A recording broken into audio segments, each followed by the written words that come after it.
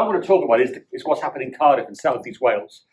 Because there may be things in what we've done and what I've done over the last 15 years that may resonate and may give you some pointers about how you make the case for better transit in the Bristol region. And I use the word region, I think it's important. I say transit because I'm not fixated on a particular technical solution. One has to do the analysis. So I'll cover all these things: why metro, where metro, spatial dynamics. Development, I think, is important. So a bit about me, because I don't come from a transport background. I'm not a civil servant originally. I wasn't from a local authority. I was born in Cardiff. I grew up in Cardiff, but I studied in Manchester, and I've worked in London, in overseas, in the US. I've worked in software design, management consultancy. I came back to Cardiff and started a business, a biotechnology company, which I was chief exec of for 6 years. But what I did know, having lived and worked in other places, that transport in Cardiff was pretty crap, actually, compared to Milan or London or even Manchester, which was building its tram network as I was leaving in the 80s. And when I left the biotech company, I thought I'd need to try and create some sort of transport revolution in South East Wales, because, damn it, our economy was struggling and our transport was falling apart. So I decided to go and campaign for a metro. And 12 years later, 13 years later, we're actually building one. So I first got involved in South East Wales and became known as the person involved in the metro when I wrote a report for the Metro for Wales Capital City Region in 2011. And I wrote that. I wasn't, I say, a civil servant. I just left the business that I'd founded in 2003. And I was from the business community. So I was working with a group called the Cardiff Business Partnership. The chairman was the head of the Legal and General Office in Cardiff. I was working with a guy called David Stevens, who founded Admiral Insurance. So I was working from the business community, and I was well connected. And it was the business community that were campaigning for better transport because of the economic benefits of better transit. And so that was an important distinction. It wasn't someone who liked the tram or a bus or was from a local authority or was a civil servant. It was someone who didn't know anything about the workings of government or bureaucracy. But I wanted to help try and create the case for doing something radical in South East Wales. So when we launched the report, I knew senior councillors, and I said, can I have City Hall for the day? Yes, you can, Mark. So we had City Hall free of charge for the day. I knew the chairman of Crossrail, Terry Morgan. I said, would you mind coming up to Cardiff and making a keynote speech, talk about metro in Cardiff? So Terry Morgan, chairman of Crossrail, comes to Cardiff. Jim Steer, the founder of Steer Davis Gleave, who I'd met at an event, came along. So I assembled a group of very credible people on the UK transport team to come and help launch this report that was backed and led by the Cardiff business community. I did TV, my first TV interviews, media. My brother, as it turns out, fortuitously for me, is and was the business editor of the Western Mail. So we had headlines in all the papers. So this made a big splash. And I think Welsh government must have gone, who the hell is this guy making all this noise about a bloody metro? For which we don't have any devolved powers, as it turns out. But I made a big enough splash to get some traction. And again, I wasn't a civil servant, and I spent a couple of years then still independently, and actually a lot of it self-funded when I started off making the case, a bit of money from business groups, but I was doing this under my own steam, not publicly funded. We ended up creating a group called the Metro Consortium, again, a collection of businesses and business groups making the case for better transit. I did a TV programme, a documentary for BBC Wales called Week In, Week Out about the Metro, again, more airtime. Eventually, the minister at the time, Edwina Hart, brought me in and commissioned me to do something called the Metro Impact Study, which I'll come on to shortly, which was the foundation and the detailed work to provide the basis for all that followed in the last sort of 15 years. So I've been involved in a huge amount of stuff ever since. Stuff for Welsh government, for ministers. I even gave a speech in Bristol a couple of years ago when the Western Gateway launched its 2050 rail vision. I was alongside the chair, Catherine Bennett, and I actually helped shape some of that work going back over the last 3 or 4 years. So I've now become very much associated with the Metro, even though I started from a completely different place. And I think having somebody who can get involved in a programme like this and to kind of live it, and every day wake up and think, I'm going to make this happen, is an important kind of characteristic of successful projects. You need people who will try every day to make something happen. I'll come on to the vision a bit, but I think there's 3 things that I always use as my headlines. Again, I wasn't saying it's going to be a tram or a bus or heavy rail. You need to be able to answer the question, why? Why are we going to build a metro? What's it for? What's the purpose?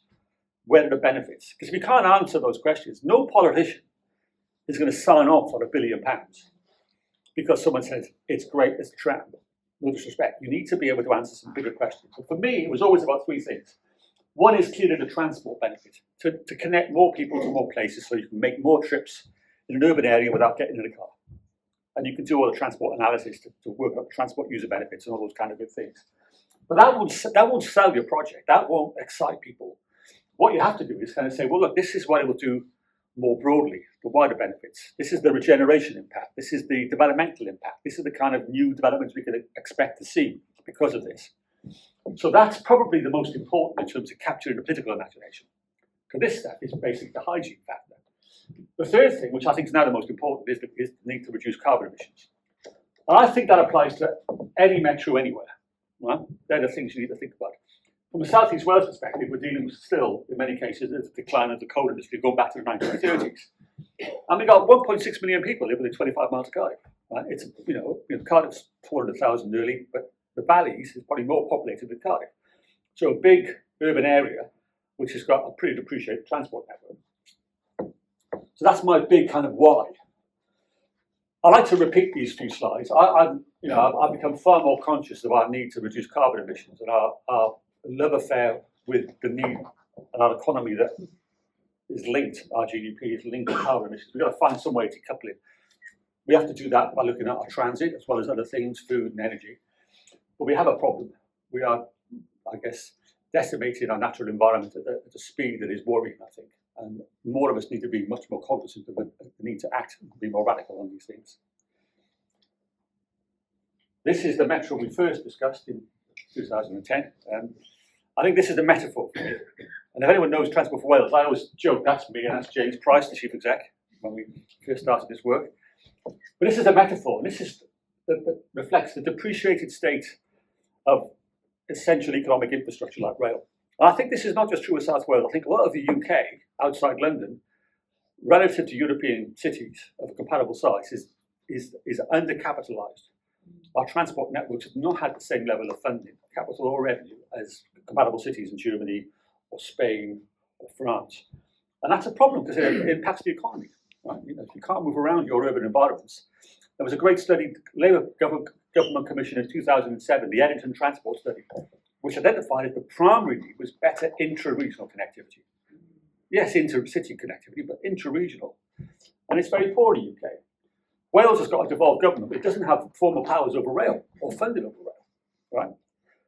Bristol doesn't have any regional government that's got any responsibilities and accountability or funding that could bring forward a metro, not yet. Manchester kind of has with its Passenger Transport Authority, but still most of the major decisions on rail investment and major capital investment are made in London. And that's a problem for the UK. The power of the Treasury and Whitehall, I think, is a bit of an inhibitor to growth more equitably around this island.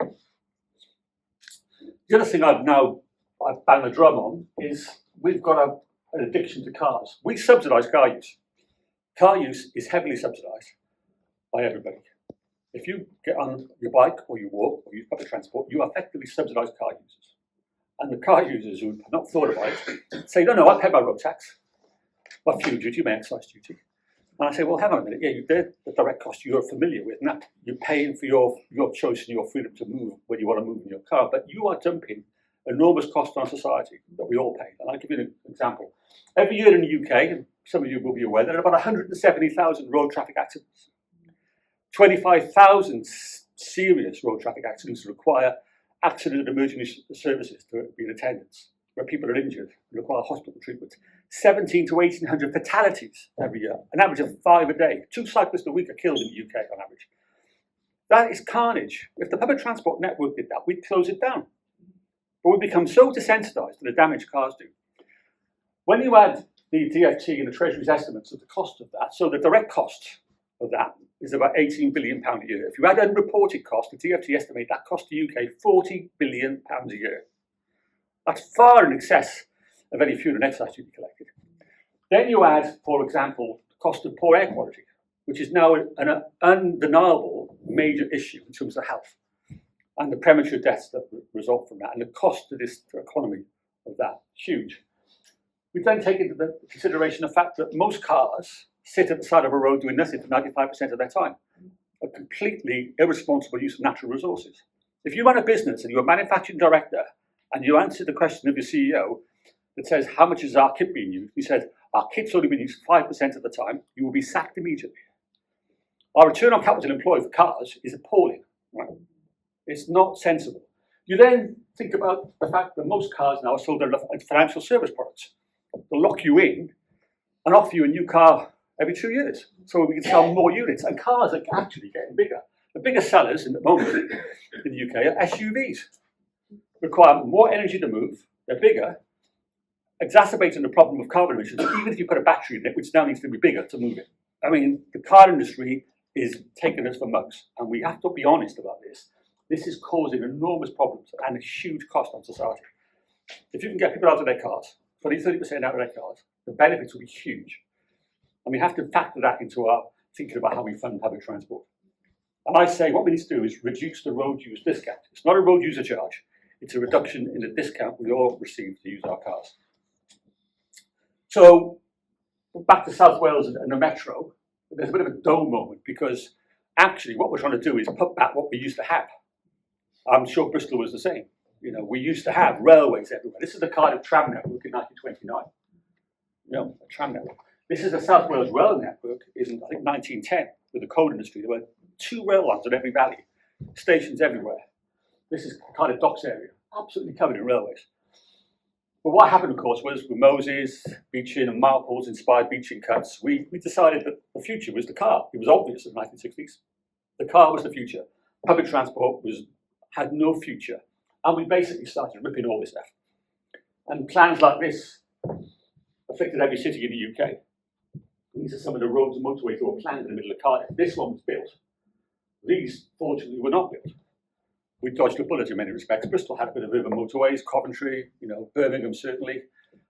It could have been far worse. I think the oil price crash of the early 70s helped put these on the back burner, and we dodged a bullet. So we're now having to realise that the car addiction we've had is actually, I call it a habit. We're realising it's an addiction we have to break. So I'm not anti-car, I'm anti-so much car. In rural areas, people need cars, but in urban areas, in cities like Bristol and Cardiff, we can make many more trips without having to get in a car. A bit about the population dynamics, which I think influence what is possible. And you know, Cardiff and Bristol are not dissimilar. Bristol's probably a bigger urban city, but the Cardiff region is probably bigger in population terms. 1.6 million people live in the 10 local authorities in South East Wales. That's only 20 miles from Merthyr to Cardiff. But it's quite densely populated, over 40 people per hectare, the urban areas, similar to Bristol. In fact, if you were going to design a transit network and you asked an engineer what kind of urban layout would you like for our transit network, they'd probably tell you about 10 miles long and about a mile wide. And actually, the South Wales valleys are kind of 10, 15 miles long, less than a mile wide. They're perfect for transit. So topologically, we've got the most ideal environment for good quality transit anywhere in the UK in South Wales. But again, we have, as you have here, before Welsh Government, we have 10 local authorities, no regional mayor. We now have corporate joint committees. Before Welsh Government, there was no prospect of anything like this happening because of the nature of local politics. It's difficult to get agreement amongst 2 or 3, let alone 10 local authorities. You've got a few here, 10 in South East Wales, covering 1.5, 1.6 million people. So it's always a challenge, but we've managed to do something. And part of that's down to the fact there's a Welsh Government in place who've decided to get involved in delivering a metro. Just quickly as well, as a comparison, this is more data.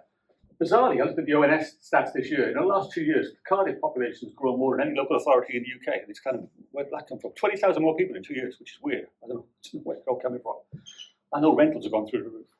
But more relevant, if you look at the population around our core valley lines, so from Barry through Cardiff up to Rumney, Merthyr, Aberdeen, Hereford, the catchment population is about 900,000 people, which is about the same as the Newcastle Metro. Our network's a bit longer because there's more track miles. The Newcastle Metro is now handling 30 million passengers a year. It's bounced back post-COVID. The core valley lines is 8.5, 9, 10 million a year, and we're expecting with the Metro coming in maybe to get to 15.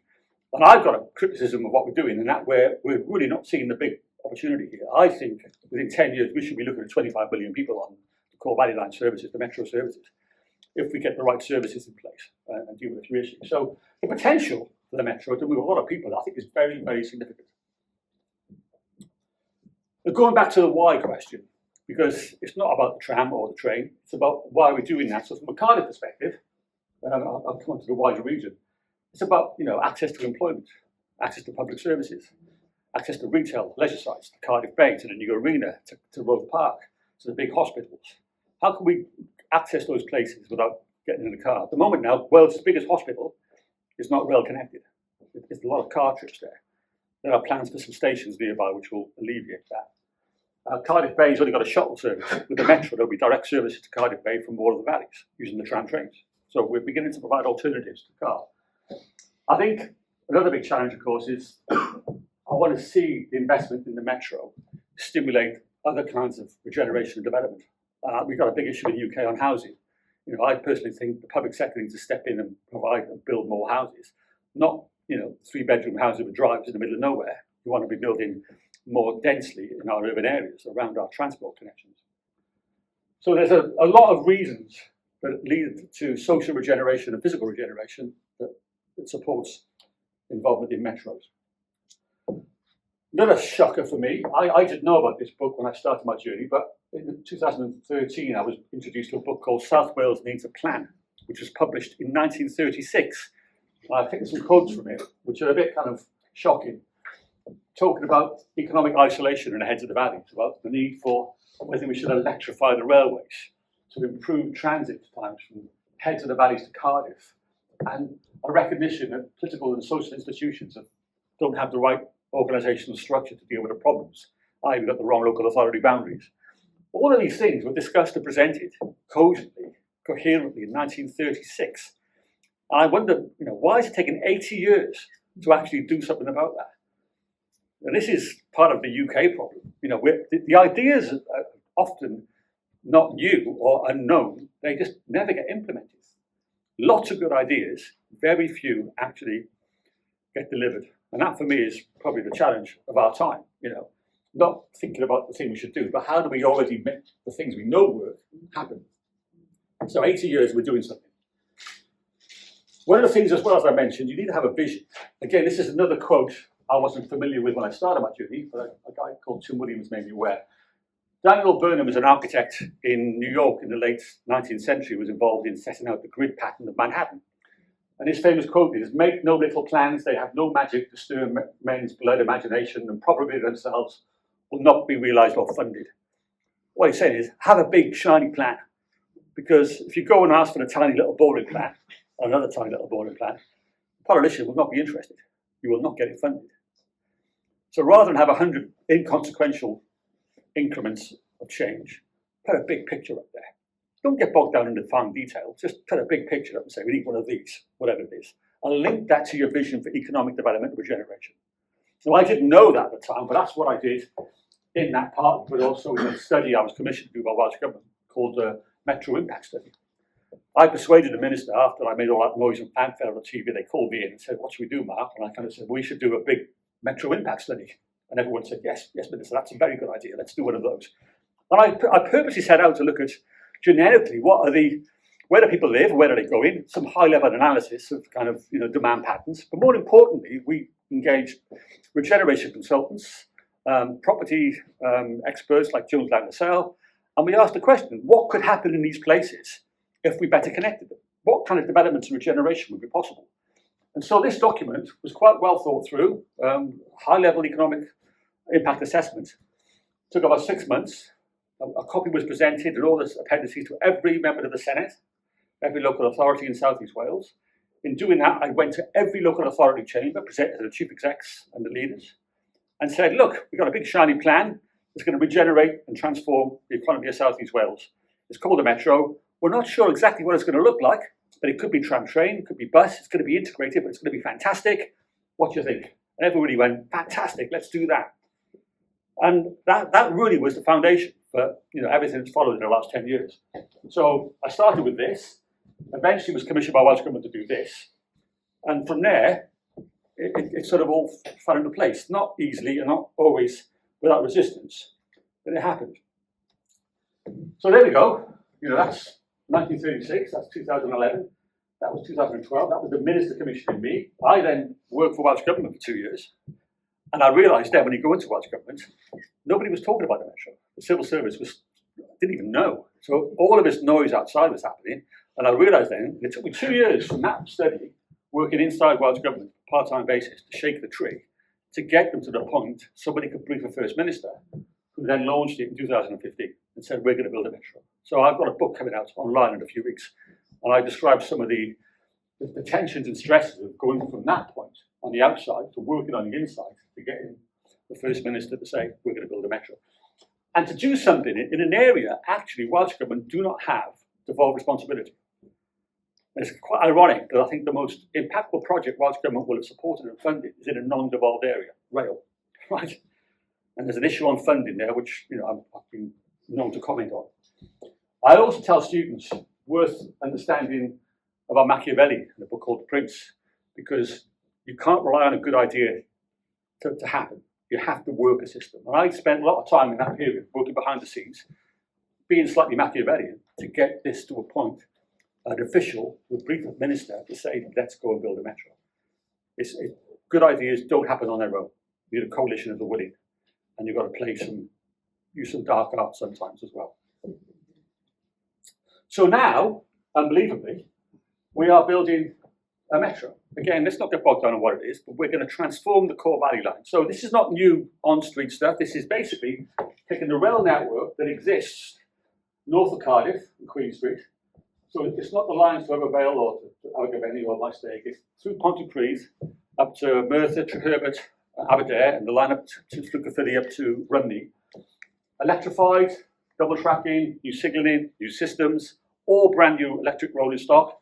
We've got these Stadler flirt trains running on the Rumney line, and these tram trains, which are now being assembled at the new depot in Tatswell, will run from Pontypridd up to the heads of the valleys.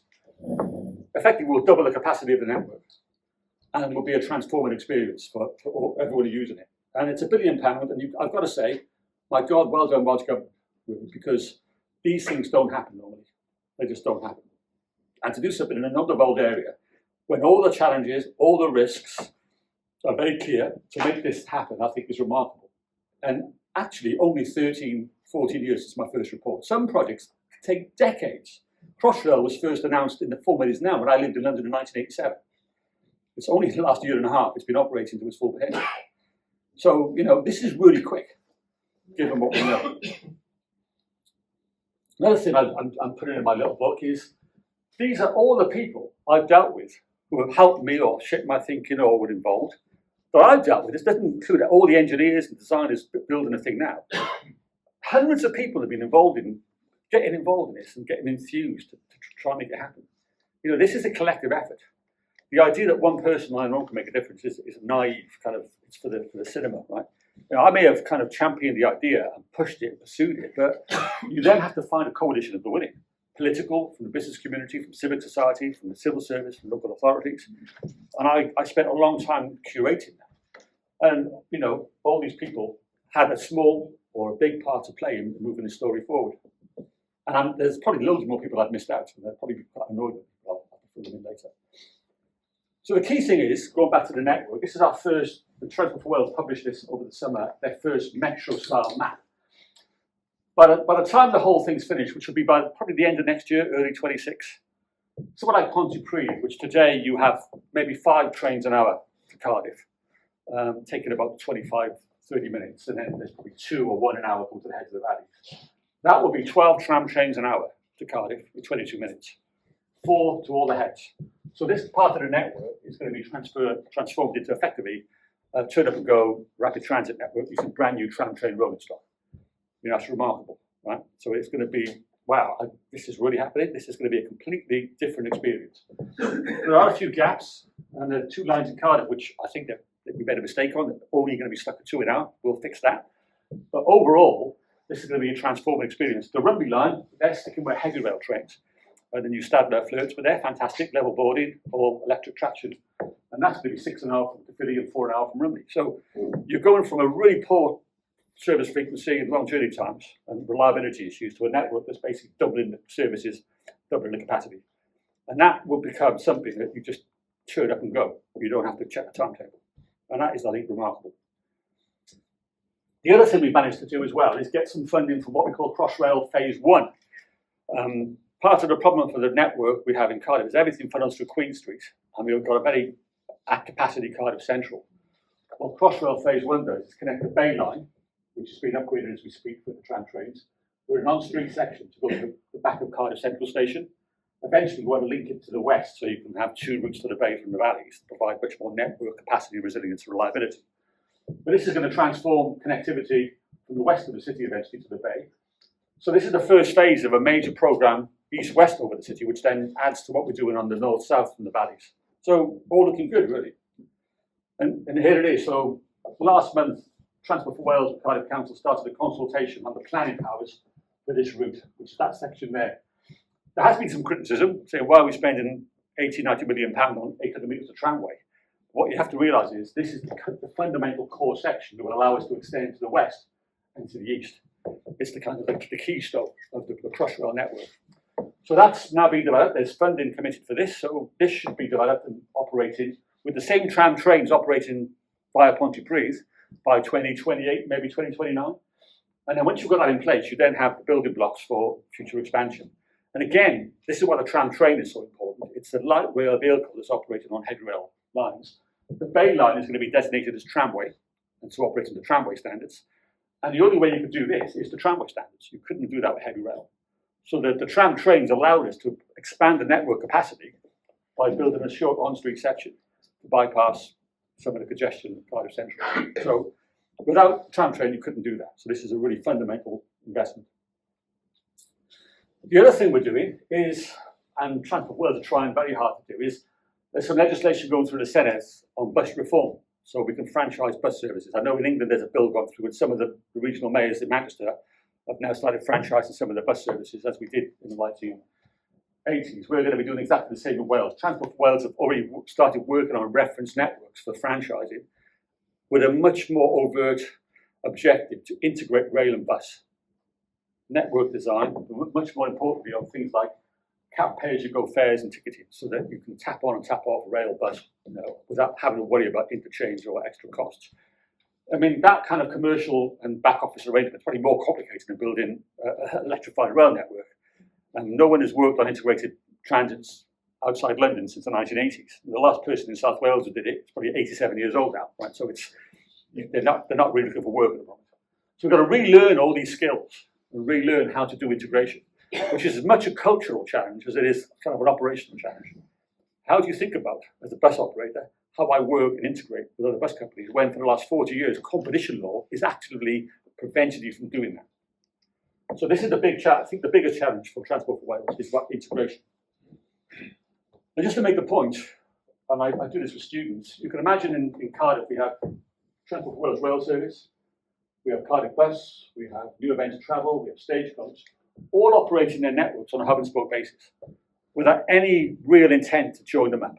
So what you end up doing is operating more vehicle kilometres per passenger, less efficiently, and not really helping the passenger in terms of presenting a single network. What we need to move to is a joined up network with multiple operators, all operating in a single network that's accessible with the same cap pay-as-you-go charging mechanism. And then making sure the interchange between services works well, so you have a sufficient frequency of services, be it bus, rail, or heavy rail, so interchange is no more, maybe an average of 7 to 10 minutes at most.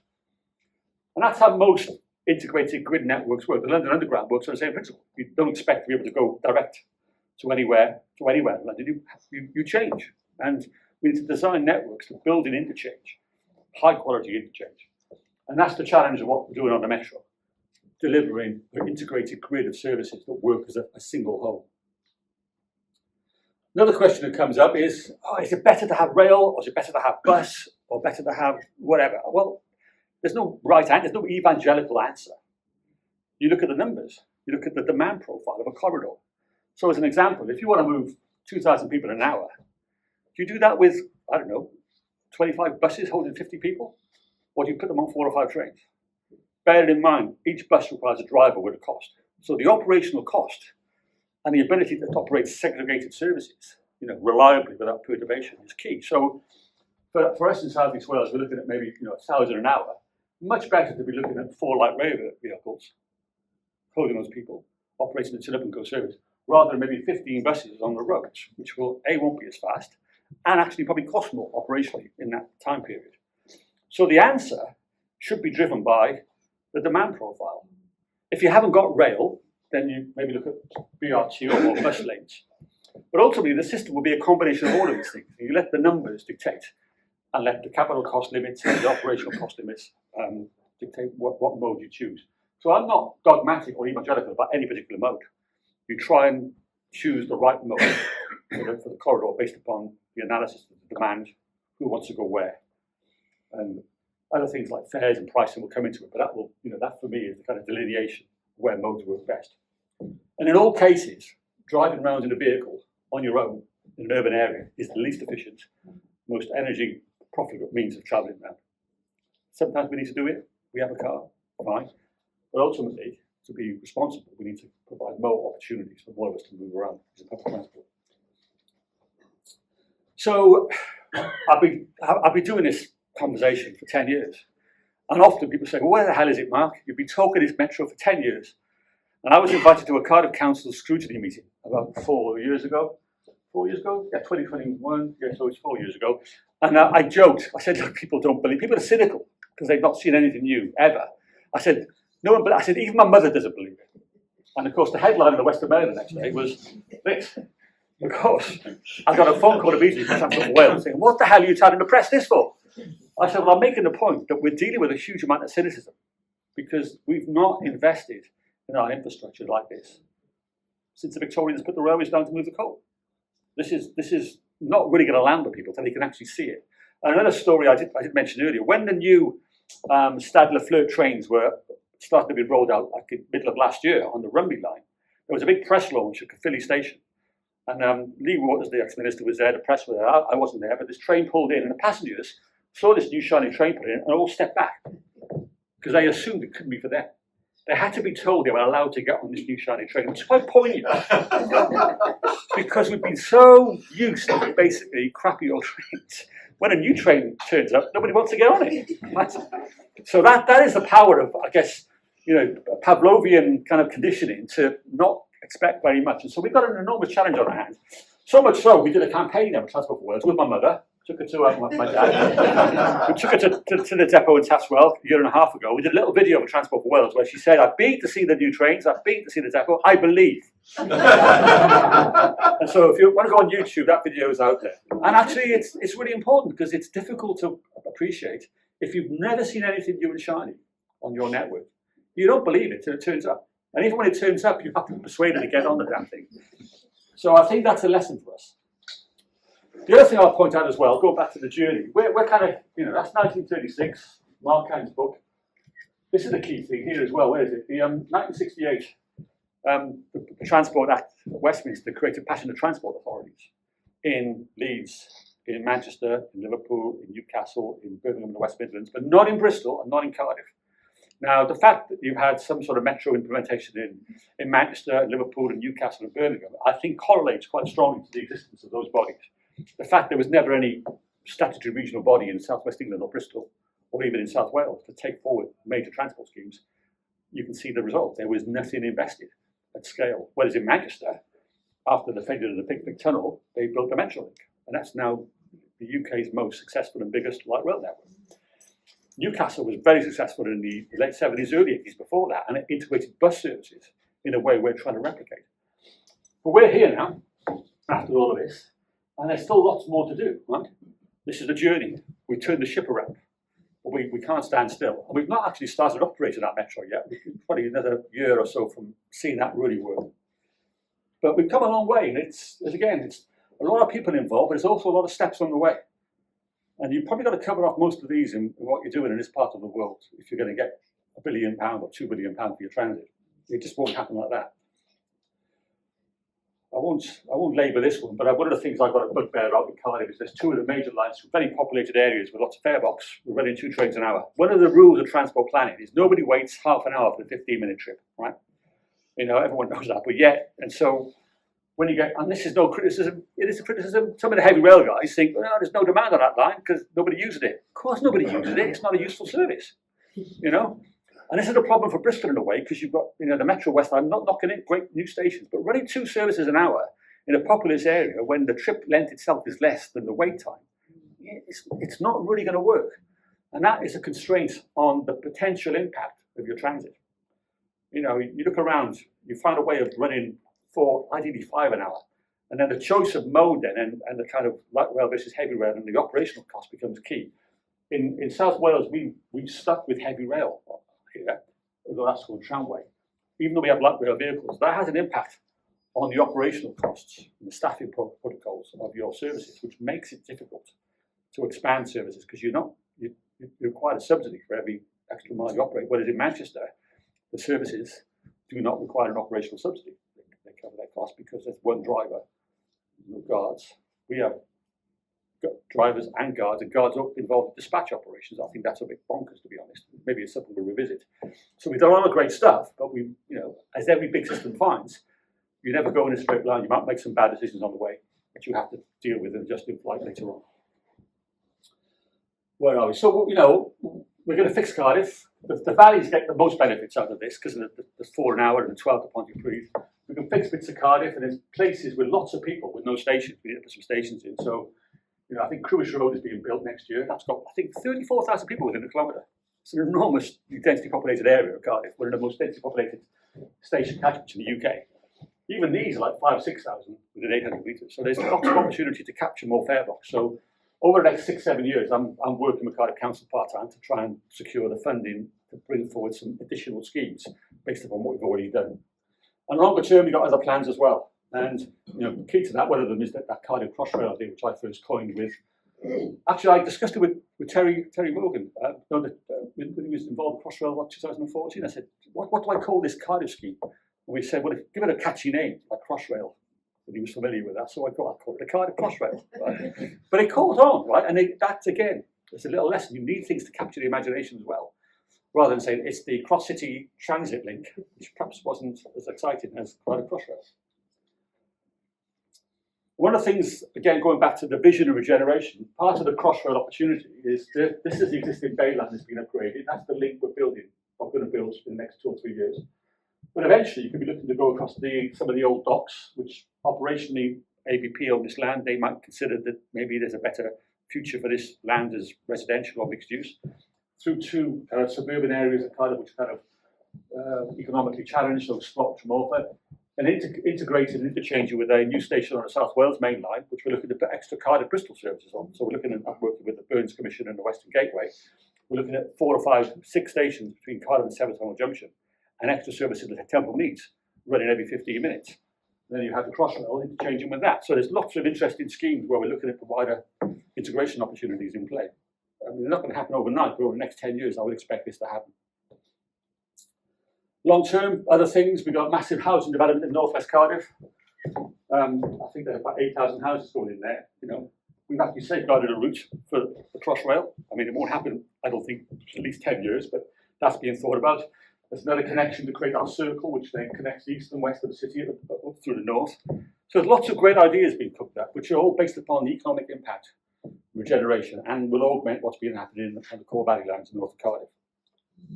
As I mentioned, I've been involved in the Western Gateway, so looking at the services going from Cardiff to the east, new stations in Cardiff East, Cardiff Parkway, Newport West, Newport East, looking to your new stations in Bristol as well. So there's, you know, looking at the integrated benefits from an economic perspective of connecting Swansea, Cardiff, Newport and Bristol, Bath in a more effective way. This has got traction. What we need now is UK government to kind of recognise that it has a responsibility to fund more equitably around the UK. As a comparison, the first phase of the scheme, the stations and the upgraded relief lines and the extra rolling stock, maybe £800 million. Just last week, or 2 weeks ago, Network Rail awarded £2 billion of further contracts as part of the £10 billion Trans-Pennine Route upgrade between Leeds and Manchester. Already, that's not in Powerhouse Rail or High Speed 2, there's a £10 billion 15-year programme in play to improve the rail between Leeds and Manchester. And the demand for passenger rail services between Cardiff and Bristol is actually not that different between Leeds and Manchester. It's about 80% of that demand. Yet we've got 2 trains an hour between Cardiff Central and Bristol Temple Means, there are already 6 trains an hour between Leeds and Manchester.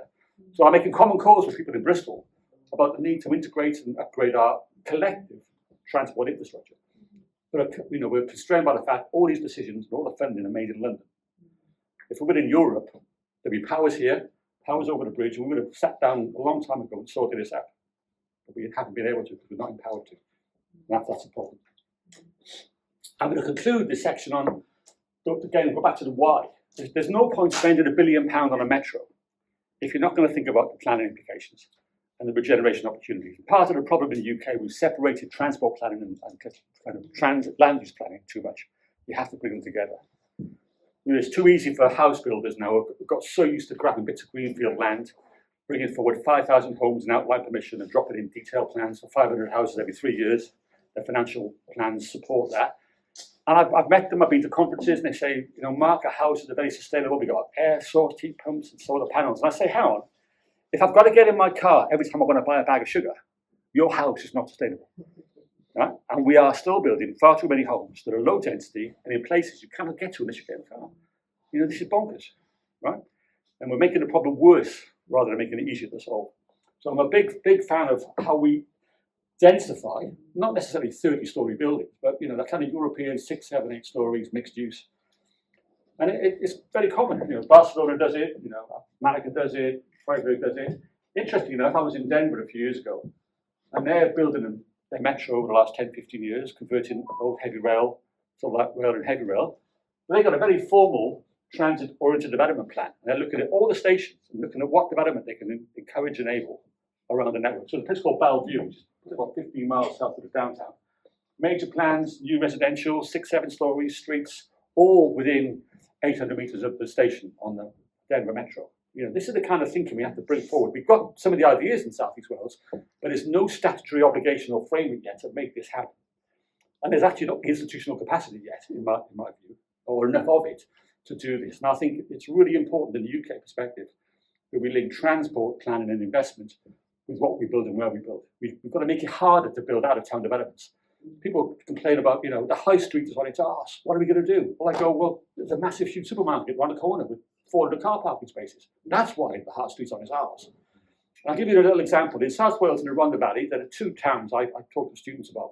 One is Tonopandi, which is halfway between the top of the valley and Pontypridd. Tonopandi's headlines, high street struggling. I was there a few weeks ago. They tried a market. There's lots of boarded up shops. The top of the valley, Treorchy won High Street of the Year in 2019. Not hipsters and sourdough bread, but just lots of old independent traders that have been there since the 1980s. They never ever were exposed to the impact of supermarkets, because supermarkets do not want to go to the head of the valley, because A, there's not enough room, and B, the demand isn't there. So they've been protected topologically because of the hills and the valley from the impact of supermarkets. So when I say to people, how do we fix the high street? I go, well, look at Treorchy. Lots of independent shop owners, recycling value, owning their own businesses. In Tonopandi, you've got people on 0-hour contracts working for a corporate organisation, and the value is sucked up into a balance sheet in London. That's affected communities all over the UK. So again, when you think about transit, we have to think about these things as well, and have a narrative about how we might address this regeneration opportunity, I think, in many cases. So I'm not anti-car or anti-out of town. I'm anti so much of it, and so much that's done so much damage to communities all over the UK. And we're doing some stuff in Wales. I'll come on to one example. That's the development in the centre of the Cardiff along the river, Bastin, which is the IKEA investment arm, probably 4,000 units, proper European-style development, which I think, let's see what happens. It's not been built yet, and, we'll see. This is a good example. To the west of the city centre on an old your paperman site. Tyrian Homes did this with the Principality Building Society. They developed a master plan. They've got mixed use, mixed tenure. They've got low rise, 6, 7 stories, some streets. The only thing missing, now they finished all the houses, is the bloody station that it was predicated on, because nobody had the money for the station. So they've done a transit-oriented development scheme, but the station, which is supposed to go here, is not being funded. So we're nearly getting it right, but we shoot ourselves in the foot. But more of this is going to be essential. And for me, there are 3 or 4 things you have to think about the transit station. One is clearly the design of the station to make it accessible and safe and easy to use, and you feel comfortable. And this is about the ergonomics that Transport for Wales are responsible for on station design. I think the most important of the next 2 is that sort of 800 metres access to station. Where's the red line? Who owns the land? How can we bring forward developments that can densify and increase activity around the station? And we should be putting more public services and pharmacies and doctors' surgeries around stations, not dotted around in places you have to drive to. And the most important is, where there's room, how do we bring forward developments in housing and living that people can choose to travel around without getting in the car? And it's not easy because there's not always sites.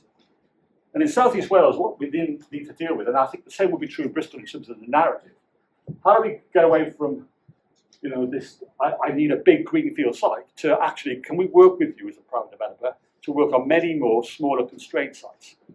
And I think that leaves the question, financially and from a business perspective, that's not attractive to a developer.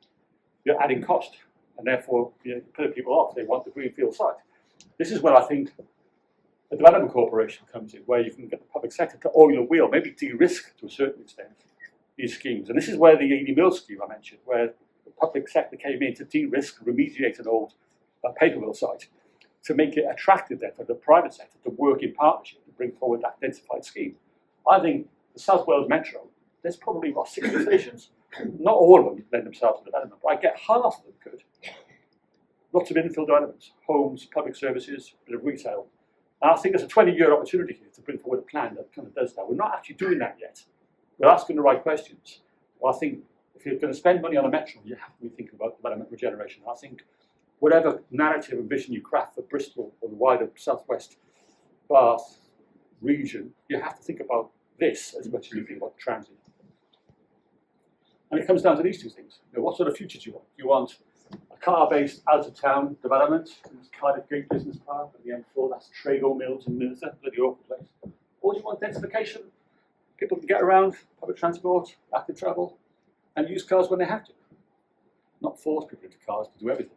I like to share this quote, because I often say, when I talk about the climate, I say, Mark, what about China? Who are incidentally spending more money on renewables, on electric buses, and on high-speed rail than any other country in the world. But I say, look, our job's not to change the world, we're too small, we know that, but to show the world how to change. I believe that. And in Wales in the last 15 years, in South Wales, we've made enormous strides, both in policy. The Wales Transport Strategy prioritises active travel, then public transport. Car use has now been relegated. We've got no more major road building. We're still building roads. The Heads of the Valleys road being built. Don't let anyone tell you there's no roads being built in Wales. We recognise the importance of road safety for people other than car users. And we're invested in transit, even though we don't have audit devolved powers or the funding that we need equitably from London for this. So we are making progress.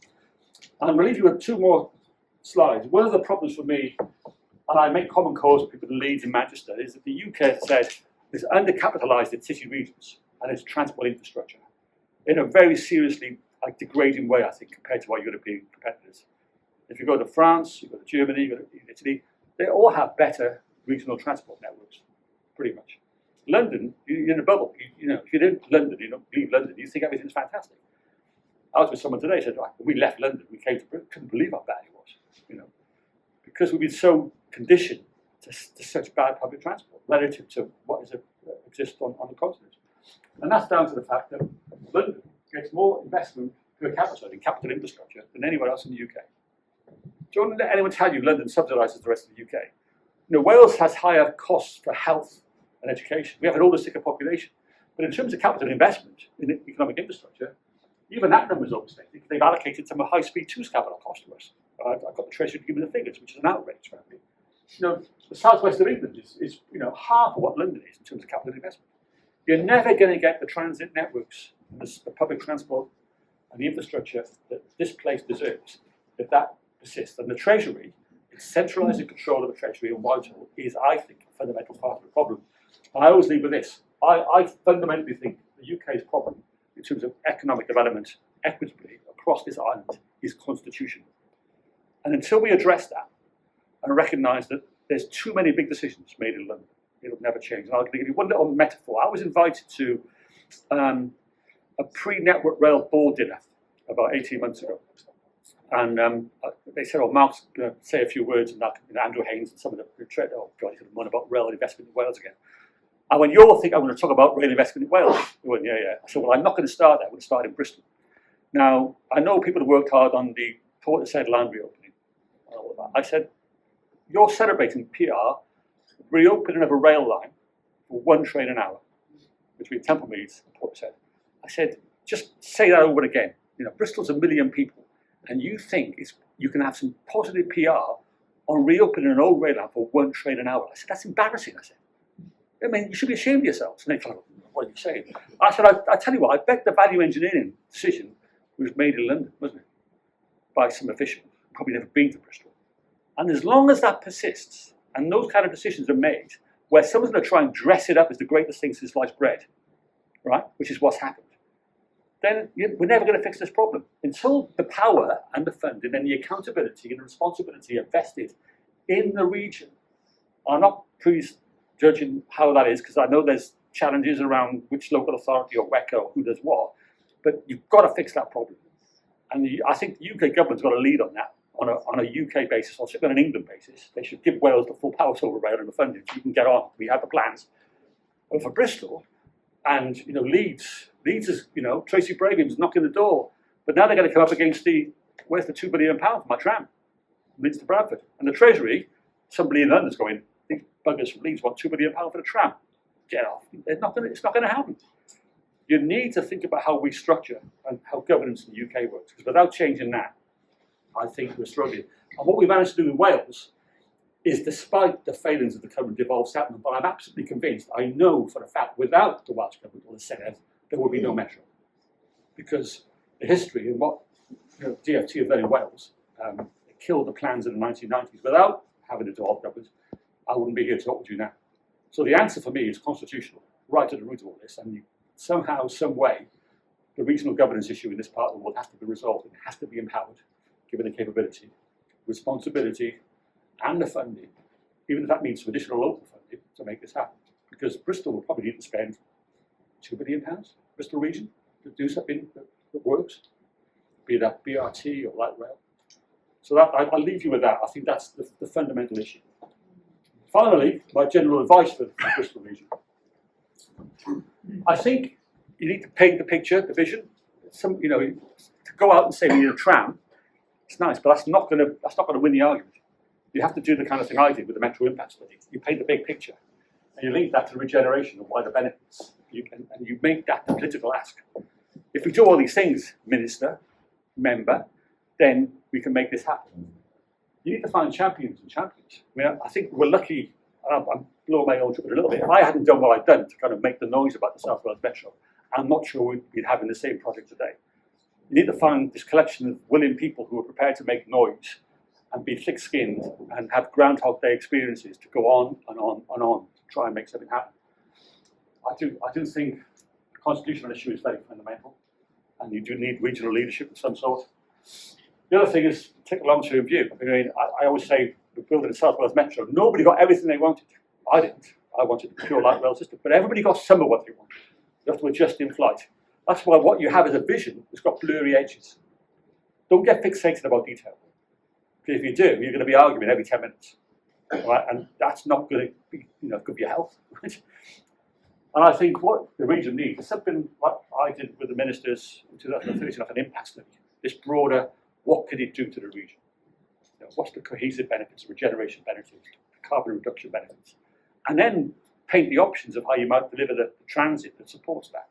If you can do that, and that doesn't require millions and millions of pounds, maybe £1 million over a year with several teams of experts, you can do that with a lot of public engagement, get people excited.